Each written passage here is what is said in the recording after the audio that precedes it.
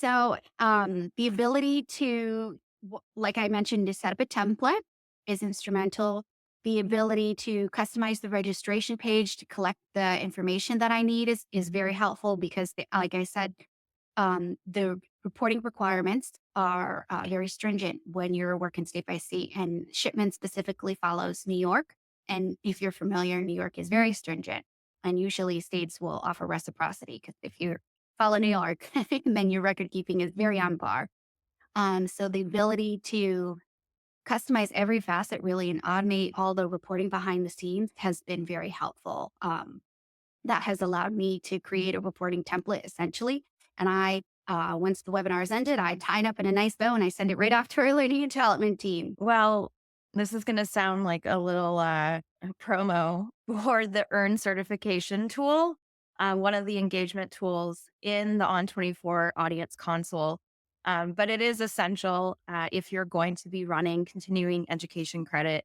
It's a really, really great tool that offers the ability to configure what that criteria looks like when you're offering the credit.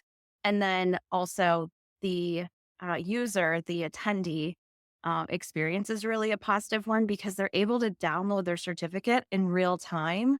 One of the cool things about the tool is that you can do a lot of customization. You can define the number of minutes that the audience member needs to be on the webinar for. If they need to answer a certain number of poll questions. We use poll questions tied to learning objectives, which is part of the approval process for offering the credit.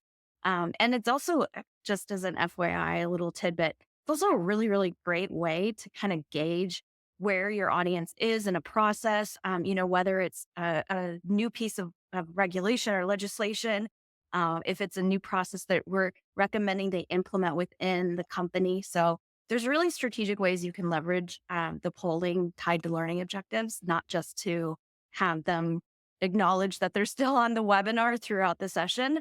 And then you can also upload your own branded certificate. So we've done that at Protiviti, where we have our branding around it. It meets all the areas that need to be listed on the certificate when they submit it back to NASBA. And our learning and development team actually does that reporting for our attendees. They don't have to self-report, which is a really nice thing to think about when you are working with the team or with the governing body to see, how can we streamline, speed up that process and make sure it's really efficient and a positive experience for your audience.